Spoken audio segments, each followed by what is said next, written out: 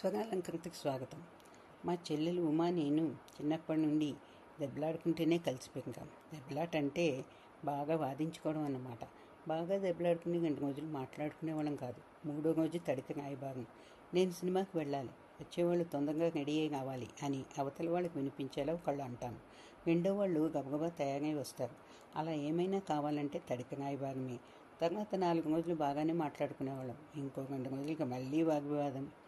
మా చెల్లెలు భరతనాట్యం చేసేది, నేను పాడేదాన్ని. మా ఇంట్లో వాళ్ళందరూ ప్రేక్షకులు. ఏదైనా తప్పైతే నీదే తప్పంటే నీదే తప్పని వాదన. ఆఖరికి మా నాన్నగారు కల్పించుకుని మాకిద్దరికి సంధి చేసేవారు. మా చిన్నక్క కూడా అప్పుడప్పుడు మా ఇద్దరిని బాగానే సముదాయించగలిగేది. నేను 10th క్లాస్లో ఉండగా మా స్కూల్ మ్యాగజైన్కి ఒక కథ రాశాను. ఆ కథలో ఈ హీరోయిన్ పేరు శ్రీలత అని పెట్టాను. ఆ కథని చదివి శ్రీలత అని పేరెందుకు పెట్టావే అంది. ఏమైంది అన్నాను నేను. అంత మోడర్న్ పేరు ఎందుకు పెట్టావు? ఏ పెట్టకూడదా అన్నాను నేను చిరాగ్గా. అదేనే అప్పలమ్మ అని పెట్టచ్చు కదా అంది అని ఒకటే నవ్వడం మొదలెట్టింది.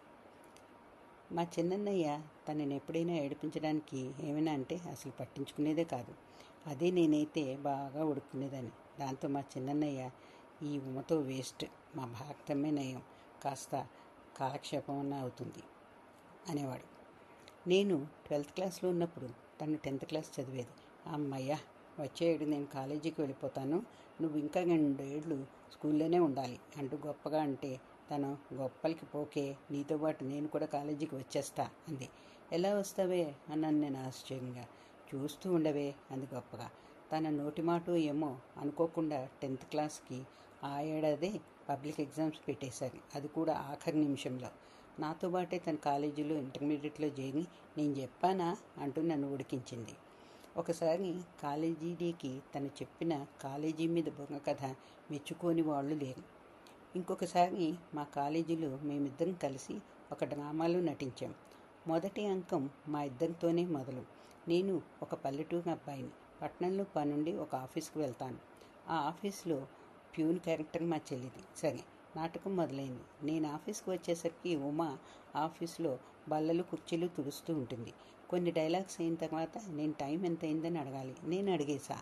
తను నన్నెందుకు అడుగుతావు, అంత పెద్ద గడియారం గోడకుంటే చూసుకోవడం కాదా అని చెప్పాలి. తను మొదలెట్టింది డైలాగు. నన్నెందుకు అడుగుతావు అంటూ గోడవైపు చూసింది. నేను చూశాను, అంతే. నాకు కాళ్ళు వణకడం మొదలైంది. తన వైపు తిరిగి పిచ్చి చూపులు చూశాను. అక్కడ గడియారం పెట్టడం మర్చిపోయారు. నేను అసలే సభాపింకి. నెక్స్ట్ డైలాగ్ ఎలాగా మా ఉమ్మ గ్రహించేసింది. తను స్టేజ్ ఎక్కిందంటే దున్నేయడమే అంత ధైర్యం. స్టేజ్ మీద 2 పక్కల 2 మైకులు ఉండేవి. ఇటువైపు వాళ్ళు ఈ మైకులో మాట్లాడితే అటువైపు వాళ్ళు ఆ మైకులో మాట్లాడేవారు. నేను సభాపింకినని ఉమ్మకి తెలుసు. వెంటనే డైలాగ్ మార్చేసింది.